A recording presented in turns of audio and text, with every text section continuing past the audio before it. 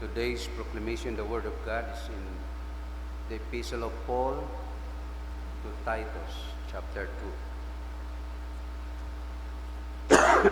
Reading. But as for you, speak the things which are proper for sound doctrine, that the older men be sober, reverent, temperate, sound in faith, in love, in patience. The older women likewise, that they be reverent in behavior, not slanderers, not given to much wine, teachers of good things.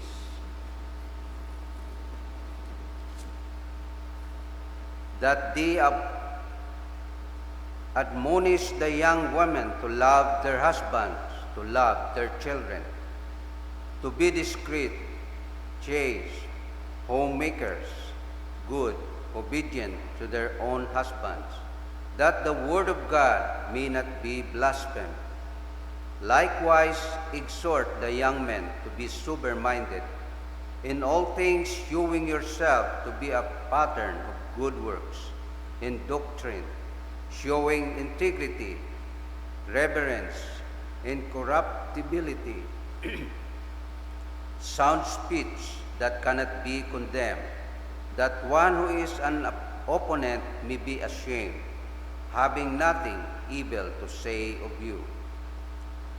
For the grace of God that brings salvation has appeared to all men, teaching us that denying ungodliness and worldly lust, we should live soberly, righteously, and godly in the present age, looking for the blessed hope and glorious appearing of our great God and Savior Jesus Christ, who gave himself for us, that he might redeem us from every lawless deed and purify for himself his own special people, zealous for good works.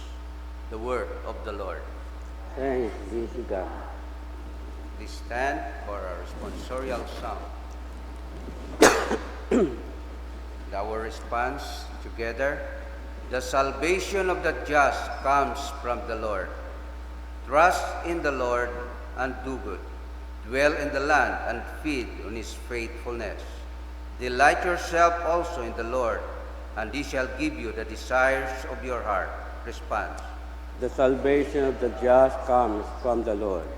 the Lord knows the days of the upright, and their inheritance shall be forever.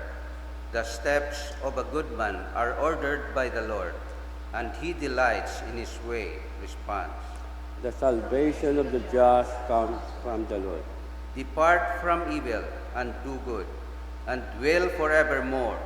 The righteous shall inherit the land and dwell in it forever. Response: The salvation of the just comes from the Lord. Glory be to the Father, and to the Son, and to the Holy Spirit. As it was in the beginning, is now, and ever shall be, world without end. Amen.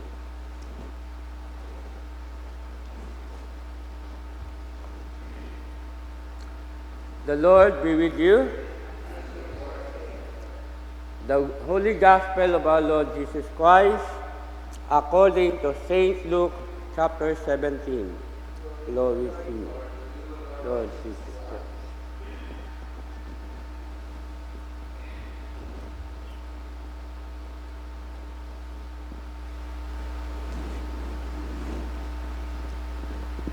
And which of you, having servant plowing or tender sheep, will say to him when he has come in from the field, come at once and sit down to eat? But will not he not rather say to him, prepare something for my supper, and gird yourself, and serve me till I have eaten and drunk, and afterward you will eat and drink? Thus he thanked that servant because he did the things that were commanded him. I think not. So likewise, you, when you have done all those things which you are commanded, say, we are unprofitable servants. we have done what was our duty to do. The Gospel of the Lord. Please be seated. Good morning. Sa aton nga Gospel, sa sunod kuraya nga context, sa Gospel naton ay tungkol sa obligasyon di siyang kasugon sa anang amo. Ngani, kung isiya kasugon sa sunod it panimalay, umabang naton nga gamlugbantay it karnilo ay obligado gid na mao magtuman sa anda nga amo. Amen? Kung ano ginapaobra sa anang amo. Maigmangod, dusugoon, kung makita naton, kung may atong mga sugoon, wala sanda gauna it kaon, kundi gapaiway ang sanda, ag-anag na pauna lang nga amo. After kaon, sanda rin yung magkaon. Pero makita naton, doon siyang kakarakter sugoon, ay mambal naton nga, wala mo sabat panabat o galikamo. Siyempre, sa aton yung tempo makaron, bago mag-apply ni siyang sugoon, gilakutan na gid kung ano ang mga karakter, kung ano ang mga pambaga. Siyempre, doon siyang tag-ana at panimalay, ay siyempre kung masanda, wa masanda nagapiyar. Dahil budlayo ta magpasugod sugoon makaron. Di ba ga? Ay di mo ta masayran, do isip it siyang tawo. Ang makita nato, may mangod, do sambilog ginaosay it siyang kaamo, ay doon nga may kahadlok sa Diyos. May kahadlok sa Diyos, doon lang nga siyang kasugoon. Ag mapainubuson nga masundunon kung ano man ginapaabot is anang amo.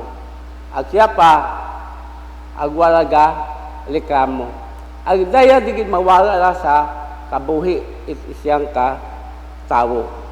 Ngani may mangod, sa daya nga lang gospel, ginapakita katon it atong Ginoo nga bawat siya katon gintawag it atong Ginoo. Di ba? Kita tanan mga sugoon it Dios. Kung makita natin sa kabuhing Jesus Christ, wa imaw nag-abot niya sa kalibutan para imaw nga pagkatagon nga hari o agaron. Umambal naton nga makilala o tanyag, pero nag-abot imaw bilang sugoon. Na kung siim, daya gipabot kanda, kana it Diyos, na maging masundo nun imaw. Wala paggamitan ang pagka-Diyos, kundi gigamit na bilang tao, na bilang sugoon, na matuman do plano Diyos sa ana nga kabuhi. Ang makita naton gihayad na ang kabuhi, para katon gintugyan na ang sarili, namatay sa cross, ang pagkatapos ng imaman, na banhaw. Ang pagkaroon, naanto naton do, kabuhi, nga wat katapusan. Ngani ginapadumdum kita maigmangod sa raya nga kalibutan. Kita gintawag it Dios bilang mga sugoon. Nga may paabot do ebanghelyo sa mga tao. At dapat natong sundon. Ay daya dumande katong Ginoo bilang mga sugoon it aton nga Ginoo. Ang makita natin nga sa atong kabuhi, wa man kita maagtunan pag-abot sa oras kung kita magabalibad, di ba? Kung ano ginapaabot ka atong Ginoo. Ang makita natin sa atong ibasa kina sa first reading, bilang mga sugoon na katundo kinaiya sa kabuhi ni Jesus Christ, na maging masundonon, may paghigugma, una pagpatawad, una lumabat pasensya, tiyaga sa pagsunod kung ano man ginapabot ko atong Ginoo. Ang bilang mga sugoon hindi dapat kita magreklamo. Matuod, may time, reklamo kita, di na tumawaron sa atong kabuhi. Pero kung kita nagadarop sa Diyos na may paghinusog sa atong kabuhi, ay Ginoo, unay mo nga patawad katon. Ngalig na padundong kita maigmangod, na bilang mga sugoon, isarayang ubasan, aton ubrahon at tingwaon naton, dug na paabot katon ni Ginoo, na may paabot, dumisay sa atong isigkatawo, kung sino si Jesus sa andang ng kabuhi. Agdaya dapat makita ra sa atong kabuhi, bilang masugoon it Diyos. Ang makita natin niya, padundong kita Ginoo, na do pulong it Diyos, daya man magapadumdum katon, na kung siim, nagatawa na katon kaligon ipagtuo. Ngani, pagpadumduman naton sa atong magmanghod, bilang masugoon it Diyos, aton day paabot kanda, guminsay Diyos sa anda nga, kabuhi nga padayon sanda sa pagserbisyo sa Diyos, kung ano man daan na natutunan ng mensahe. Ang kita man, ang mga sugoon ni Diyos, dapat natong obrahon nga una permi do kalipay sa pagserbisyo sa aton nga Ginoo. Ang una katon do pagtaga, pasinsya, do pagpaubos sa bawat siga, sa pagtuman, komando ko atong nga Ginoo. Ang dapat nga padumdum kita Ginoo, na dapat halin kita sa ating nga tigpusoon. Ay kung bukod halin sa ating tigpusoon, paano na ito mambal nga ilaga natin ng Diyos? Paano na tumambal nga imaw aton nga hari sa ating nga tigpusoon? Ay ginapakita itong Ginoo nga sa aton nga pagserbisyo sa Diyos, ginapadumdum kita Ginoo, natawan naton it importansya. At kita man kan makasayod kung nahimo naton uwa kung ano man ginapabot katon ng Ginoo. Agdaya pagpadumdum katon ng Ginoo na obra naton do atong mga obligasyon bilang masugoon isdayang ubasan. Agdaya ginapabot katon ng Ginoo. Kabay makita ra sa aton nga kabuhi. Amen.